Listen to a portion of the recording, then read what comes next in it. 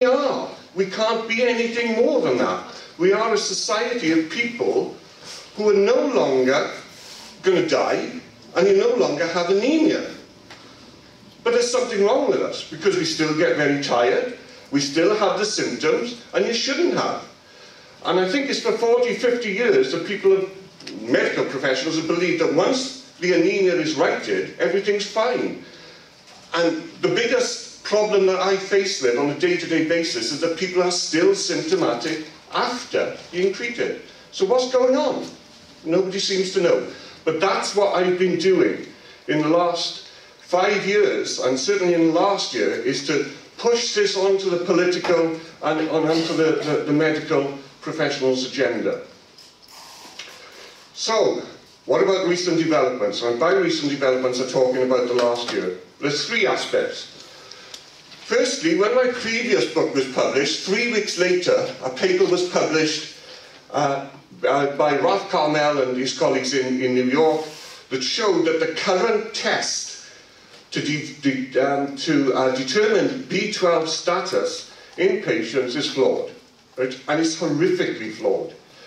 It came out in July 2002. There it is. The combined binding luminescence assay is criticised. The combined binding luminescence assay is the test that they use now to determine your B12.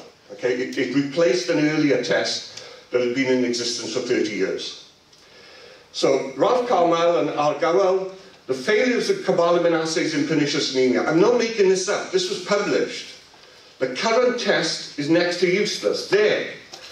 3 manufacturers of the manufacturers of the machines that they use showed that up to 35% of serum samples are of no use. Up to 35% of patients will be told that their B12 status is okay, and it's not. That means that up to 35% of people referred by their GPs to have their B12 tested are being told that their B12 is fine, and so let's find out what else could possibly be wrong. How much this is costing runs into millions and millions and millions of pounds. They know that the test is flawed, and I'm doing my best to tell everybody I can, including all you people. The fact is that those findings about the failures in the cobalamin test at the moment is mirrored in our survey that we did of over 1,200 people. 1,200 of our members completed our survey. It was designed by a GP who's a member, who's a sufferer, and she'll be in later. She's now a trustee of the society as well. So that 35% mirrors our survey. Now, there's this wonderful young lady flying around here called Carrie Ann. There she is. She's a very dangerous woman, okay, if ever you get a phone call off her. Because she puts me in these strange places. I end up, it's usually in London, and I'm talking to 300 nurses, and I'm thinking, what am I doing here? It's all Carrie's fault. Anyway, there's something called Patients in NICE, okay, PIN. And I had this invitation to send along a delegate to PIN. So I phoned Carrie Ann and said, you're down that way, go along to it. And following that, I had a phone call from her then, and she said, would you like to have lunch with Sir Michael Rawlings, who's the chairman of NICE, you see? So I thought, she came up with that. So eventually, after a couple of false starts, we did actually meet with Sir Michael Rawlings down in the Royal Society of Medicine. He's the president of the Royal Society of Medicine. And we had a very interesting hour. She does this to me. She keeps putting me in front of these serious players in the medical world, and they look at me strange. Like, at best, I'm considered to be an eccentric with nothing better to do. At worst, I'm a dangerous, unpredictable troublemaker, right? And so they talk to Carrie, and then she introduces me, and they frown. They go sort of, like that. And this is what Michael Rawlings did. After we told Michael Rawlings about our problems, about the survey, about the problems that we face in with diagnosis and treatment, I said, what do I do? He said, write to everyone. Write to everybody. Anyone you can think of. And so I did. I wrote to the President of the Royal College of Pathologists, the British Society for Haematology, the British Committee for Standards in Haematology, Chief Medical Officers for England, Wales, Northern Ireland, Scotland, Ministers for Health. You show this to Ministers of Health, right, and it's like a hot potato, they chuck it away as soon as they can. Oh, we're doing everything we can. They don't know what to do with it. I've had interviews, I've had meetings with the Ministers of Health, etc. And then there's the Diagnostic Technology and Screening Programme. The DTSP is a panel that actually looks at suggestions from researchers that will improve diagnosis. And I used to be a member of it. I was a member of it for 3 years. And because I was a member, I was able to put on the agenda a problem with B12, and we should be looking at active B12, and they just threw it out. Although it was allowed onto the agenda because I was a member. I have had a very positive response from Professor Judy Turnbull, who's the chairman of the Diagnostic Technology Screening Programme panel. Thankfully, she is now putting that back onto the agenda, and they're going to seriously look at the way in which the diagnosis for pernicious anemia and B12 deficiency is looked at. So that's back on the agenda there. I wrote to others as well. I had a reply within 3 days from the President of the Royal College of Pathologists. I had replies from the medical officers for the 4 regions in the United Kingdom. And that's all I've had. Apart from the Diagnostic Technology and Screening Programme. None of the others have replied as of yet. Okay, I'm doing my best, but there's only so much I can do. Another little beauty that Carrie-Anne came up with was this Department of Health meeting in May of last year. Carrie-Anne's MP was at the time Paul Burstow, still is Paul Burstow. He was the Minister for Health at the time for long-term conditions. So Carrie-Anne organised a screening of our documentary, and along came Paul Burstow, and he said, look, I promise you we're going to look at this. So a couple of months later, I found myself in the Department of Health with Carrie-Anne and the Director for Pathology for the UK and the Chairman of the British Committee for Standards in Haematology. And we were to have a 20-minute meeting, and it lasted over 2 hours. They were doing a bomb scare routine for the Olympics, and the chairman of these, he came out and he said, look, this is too important a meeting to be interrupted by a fire drill, so we're going to carry on meeting. So at that was in May 2012. In June of 2012, there were supposed to be new guidelines on diagnosing and assessing B12. Okay, I don't know whether Carrie and myself's meeting stopped those guidelines being produced, but I can tell you now that they still haven't been produced. We're still waiting. Last week, I had a letter from the Scottish Parliament, the Petitions Committee of the Scottish Parliament, which enclosed a reply from the British Committee for Standards in Haematology, which is looking at the new guidelines. And basically they told the Scottish Parliament, we're working on it and we hope to produce the new guidelines by May of 2014. But that's all we know. I know that there are medical professionals in the room who have been consulted on these new guidelines. And what they're looking at is saying, look, we know the test is rubbish at the moment. Should we be looking at MMA and homocysteine and all the other stuff?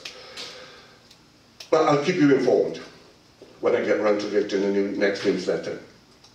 The new standards are apparently out for peer review, so they are being looked at, and they're due to be published in 2004. Look at this. This came out in May 2013. Now, I'll leave you. Have a look at that, okay? It's the National External Quality Assessment Service. It looks at all laboratory tests in the UK to ensure that they're up to fit for practice.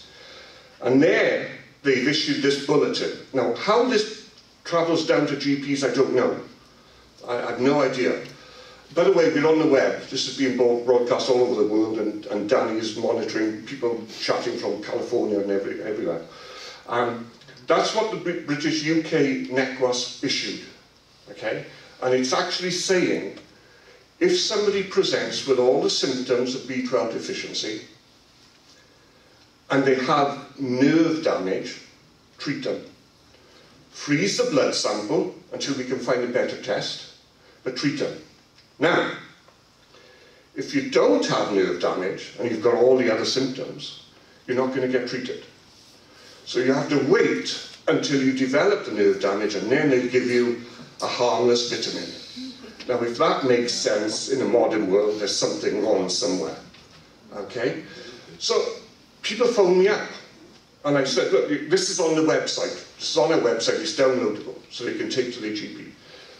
And I find myself in a silly situation of when people say to me, should I tell my GP that I've got nerve damage in order to, so I can get B12? And I say, yes. There, you're lying. Yes, you're telling your GP lies. But at least you'll get some B12, which you can't get otherwise. Having said that, there are people here who've invented different methods of delivering B12. How effective they are, I don't know. Nobody's ever evaluated how effective they are. Will they cure the anemia? Yes, almost certainly. Will they cure your symptoms? I don't know. And that's ridiculous that nobody has actually looked at that. That paper, our paper, our research paper, our survey results is still being reviewed. That was done by Andrew McCadden, Dr. Andrew McCadden and his colleagues up in North Wales, where they took our survey results, they cleaned it so that it was hard data, and we presented it to a number of journals. I think the BMJ, British Medical Journal, sent it back to us within 90 minutes, saying it's too big an issue. But at the moment, Andrew is still monitoring on a daily basis, and the Journal of the Royal College of Medicine is still considering that. I need that. I need that information out there. I need it published, because that's my hard evidence. And we're still waiting for that. So hopefully that will occur in the near future. So, what's the big announcement? The big one is, Carrie had a telephone call, but her phone broke, so eventually we got through. We had a meeting with Professor Joe Martyn. Professor Joe Martyn is the National Clinical Director for Pathology for the whole of the UK. Travelled down to London, and Carrie and I met with her. We were in there for 3 hours. We were supposed to have 20 minutes, it was 3 hours. And when we came out, all the staff in their offices had gone home long ago. And she said, I'm going to help you. I'm going to help you. We didn't hear anything for 3 months. And then a week last Friday, I had a telephone call with her. And she told me that there is now going to be a major reassessment of how depression and B12 is linked. And it would probably lead to a significant increase in the threshold used to determine B12 deficiency. Now that's as far as I know. I've been told to keep quiet and she'll come back to me in 10 to 14 days' time. But there is something happening. They are aware. And it's surprising the number of people who took our survey who are being diagnosed antidepressants and being told that they've got depression because their B12 levels are within the threshold. You see. So, are you imagining it? Well, yeah, you could be. Is it because you're depressed? Well, that's the logical link. So, there are things happening, and let's keep our fingers crossed. I will keep you informed, I promise. My thanks go to Carrie and to Andrew for all their help, and indeed to all the scientists and medical people here today. They are great friends of the society, and you know, we're glad that we forged these links with them. Okay, you've got a heavy day ahead of you, lots coming up. There's some merchandise on sale there. We don't know how much to charge for it, so the volunteers will probably just make something up, I don't know. My book, they're digital copies, so you have to pay full price for them, which is $14.99. It's officially launched on Amazon on November the 7th. So, the second announcement I've got is that we now have enough money to proceed with the research into why some people need more frequent injections than others. That's being held by a professor in one of the university teaching hospitals. We needed £6,000 and we've got it. I had a note through on Thursday, this little scruffy envelope with a handwritten scrap of paper saying please find the enclosed cheque for £1,500 for your research. So we've got that money now. So all of you who have signed up to the research programme, you will be hearing from the research team soon. There's a young lady at the back there, if you could stand up please, Anna. Thank you. Anna's the young lady who's responsible for collating all your details for participating in the research. So if you haven't already done so and you'd like to take part, Anna's the person to say. There's lots of medical, sort of potential medical students. Danny's applied for medical school, Anna's applied for medical school, Taylor's applied for postgraduate medical school, Nicole's going into law, Joanna's going into psychology, I know. But I would like to thank all of my volunteers, because we've run entirely by volunteers, and without those, we just couldn't do what we do. Next up is Dr. Wilhemina, and I'm not going to say her surname because I keep getting it wrong. Willemina came to me in January of this year with a proposal, and I'm sure you'll find what she has to say interesting. Willemina.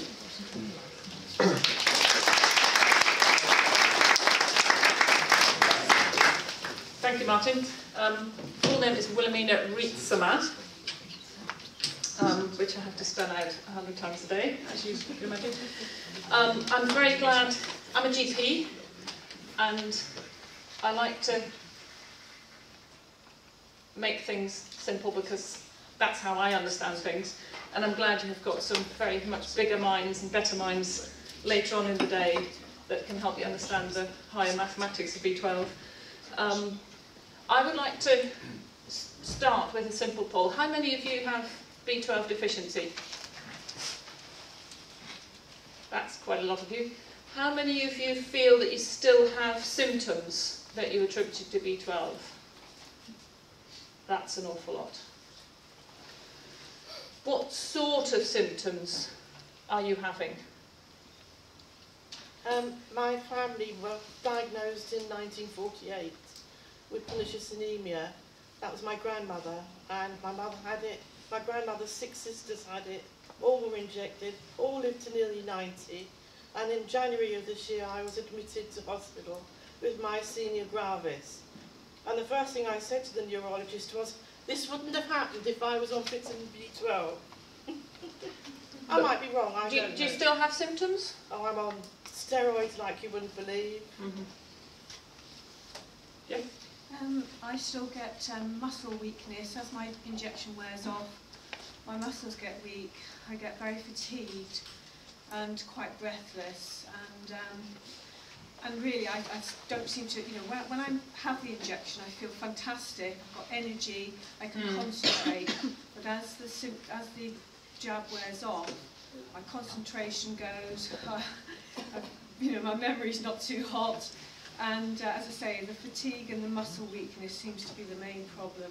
But I have also still got numbness in my fingers and toes, you know, which doesn't seem to be improving. So numbness, muscle weakness, fatigue. And how long, so after your injection you're fine, how long before your injection do you start symptoms are coming back? Well, I was on 3 monthly, then I went to 8 weeks. I'm now on 6 weeks. But from the very beginning, I said to her, I cannot manage after about 4 weeks. Last 4 weeks? 4 weeks, and I'm really bad. I have 3 good weeks, and then I have a week when I'm not so good, and then I have 2 weeks when I'm absolutely terrible. And I find that when I get my jab, it's taking longer to almost to kick in, because I've got so low that I get the jab, and I'm waiting then for the boost. Is the lady there at the back with the hand raised? Yeah. Lady with long hair? I inject every day and I still have symptoms. I've been doing it for 3.5 months solidly every day or twice a day and I still have symptoms. What kind of symptoms do you have? Pins and needles, my lower back is in bits really, a little bit. A lot of pain behind my eye, my left eye, just a little bit tenderness, vision, dizziness, and food problems, but that's like still under investigation. Anyone else? There's a raised hand? All of those, and also tinnitus. All of those, tinnitus. And the other lady? I had depression, as I was told, and then sleep disorders, I was told. I had a really low B12 level done, but intrinsic factor came back negative. Within a month after loading doses, my symptoms were coming back, but my doctor turned around and went, well, it can't be the B12, you had your treatment, it must be a depression tablet, we'll change those. And I've actually had to fight and have to go private to a haematologist. And they're saying, even though the intrinsic factor is negative, he's recommended that I do the 3-month injection, because the GP just didn't understand it. We can't do all the stories, but just a few more. Yeah, exactly. All of those things, all the symptoms of MS. I've been treated by a neurologist or looked at by neurologists for MS. Absolutely everything on the symptom list, and I've been like this for 8 years, and I cannot get treatment.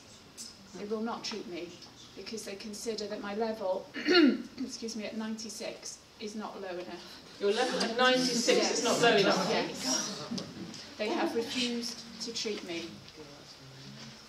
My neighbour here knows exactly how I am.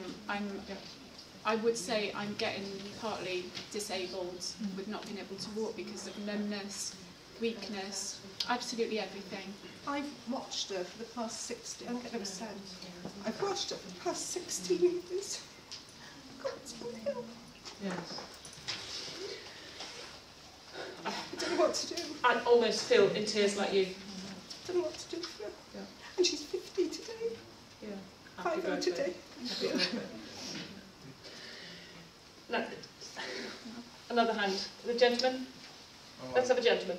Yeah, I was diagnosed with pernicious anemia at the age of 9 following Canadian resection. I had a tonic neurogenic bladder following the thought child. Can you speak up a little bit? Sorry, I was diagnosed with pernicious anemia at the age of 9 following Canadian resection. I was then had a tonic neurogenic bladder following the birth of my fourth child after administration of nitroxide. I then went 6 years ago to have a neurolegs inserted. Again with nitrous oxide, unfortunately I haven't been able to walk since. Levels of B12 are less than 50. And are you getting treatment? Sorry? Every 3 months. Doctors believe it in their head. Yeah. Yes. It's all in our heads, isn't it? Well, partly it is, because that's where B12 deficiency does a lot of the problems. So it is in our heads, but it's not what's commonly called between your ears. And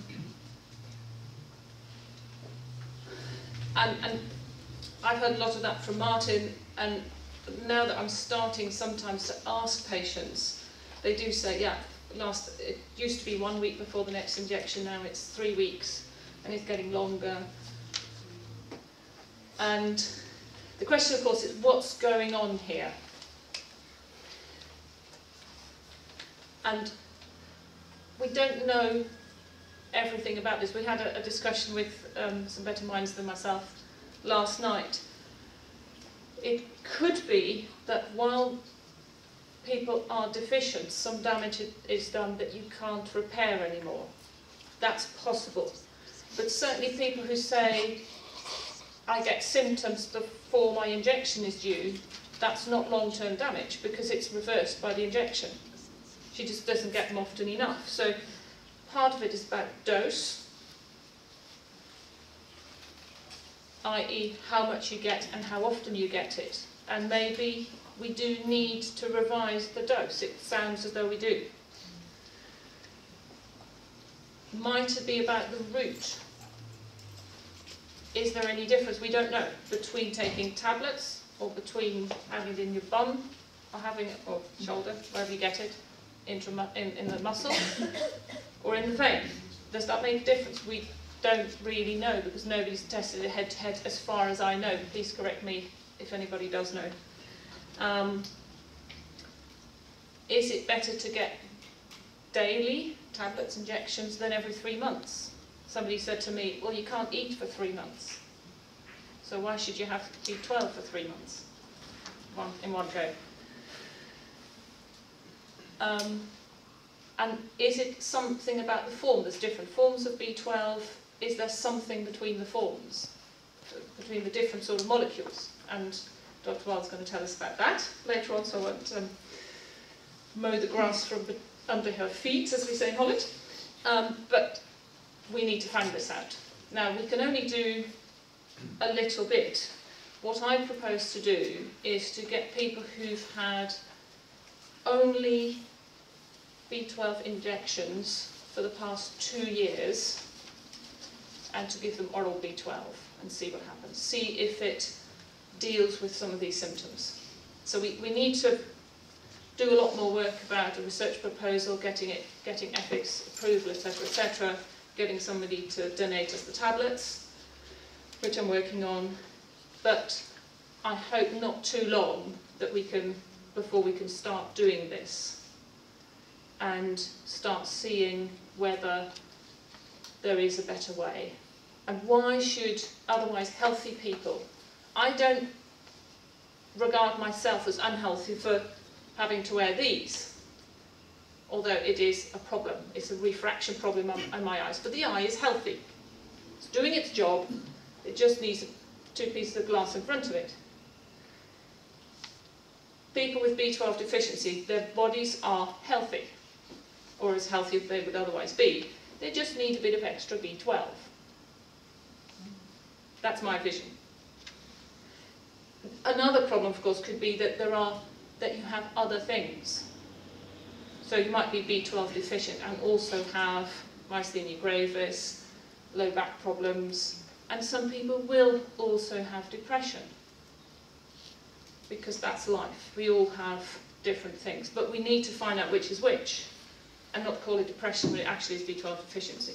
So what I propose to do is find 40 or 50 people who've only had injections, who still have symptoms that they think are B12 and that fit the symptomatology of B12, and then give them oral B12 for 4 to 6 months and see what happens, see if that is better. That's what I want to compare. So when you say oral B12, do you mean sublinguals or actually tablets? From what I've read, it doesn't make any difference. But I'm open to suggestions. Yeah, but if you can't absorb B12 through the stomach, that tablet's You do absorb it passively. You can't. The high-tech absorption via intrinsic factor. So in our food, there's a tiny little. This is how I understand it. Maybe one of the professors can correct me if I'm wrong.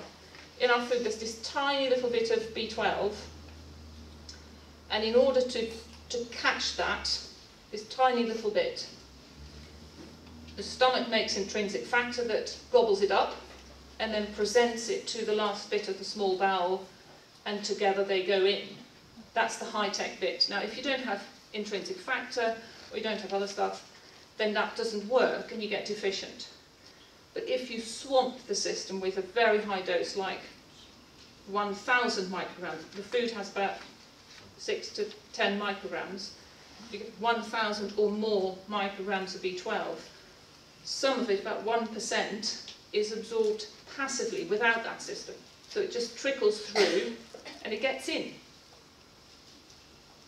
So would that be the case even if you've had a resection or something like that and have Crohn's? I think if you have a short bowel or you miss your terminal ileum, I'm not sure. I'm not sure, but it's worth a try. To my mind, it's worth a try. You're not losing any options. You don't even have to give up your injections if you have to. You can just take it by the side. Sorry? The injections are useless anyway, and I only get them once every 3 months, so I might as Yeah. well try something else. So as long as your bowel absorbs something, there is a chance that this gets absorbed as well. So I have to try it. Gentlemen? My wife has weekly injections of B12, and to start with, in parallel with that, she was having daily 5,000 microgram tablets every day. And these had no effect. She still needed the injection again after a week. She's now stopped taking the tablets 2 or 3 weeks ago, I think, and it's had no effect. She still needs the week. Without the weekly injections, she's no good, and the tablets didn't seem to help at all. I think what we'll end up finding is that not everything works for every person, and that we'll have to target it to the person. But it's certainly worth finding out, because this is something that's democratic in the sense that these tablets are available to the public as a food supplement. You don't need anyone's permission to take them. You can buy them on the internet. And I just get frustrated by this sort of medical hierarchy, dominance, whatever you call it. We tell you what you can have. And I get frustrated by that. You know, you guys know better what you need than I do. And still, the medical profession tell you, you can't have any more than once every 3 months. Or, we know that this is, well, actually we don't. I saw my vitamin B12 problem with really high doses of methylcobalamin in tablets. Yeah. And under my tongue. And what I understand from it is that if I talk about high doses, it's about 4,000 or 5,000 micrograms a day. Yeah. And I know people who take even more and got really healthy and could actually walk after being in a wheelchair. Yeah. And so that's, I think that you should really get onto it yourself, and you can just buy those pills on the internet. Yeah. Martyn, when do I need to stop? Not yet. Finger here. I just wondered whether or not you can say whether or not we should be taking folic acid and iron. I just get my injections, but I'm told by other people that my injections won't work unless I've got folic acid.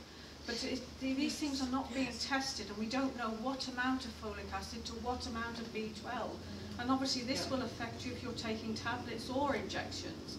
I mean, and this is just not explained. What is the ratio of these things that we need? I think we're not entirely sure, unless other people know different. And it will depend on whether you're actually deficient in folic acid. If you eat your greens regularly, you should get a reasonable amount of folic acid. And if you're not iron deficient, extra iron is not going to do the job either. But obviously some people will have a combined deficiency of both iron and B12, or folic acid and B12. And those people who have malabsorption, whose bowels are just not good at absorbing stuff in the first place, of anything, they might have a combined deficiency. And if you have too much folic acid, is that bad for you? Yes, there are problems with that. I can't give you all the details because I haven't read enough about that, but yes, you can have too much folic acid. I'm not aware that you can have too much B12, but I'm sure there must be some level at which it gets a bit too much, because everything in life can be too much. But so far I don't know that we know a level. The only level of B12 that's too much is when it falls in a big box and it falls off a shelf onto your head.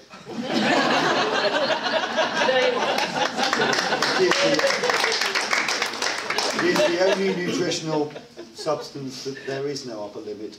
Every other one does have an upper limit. Yeah.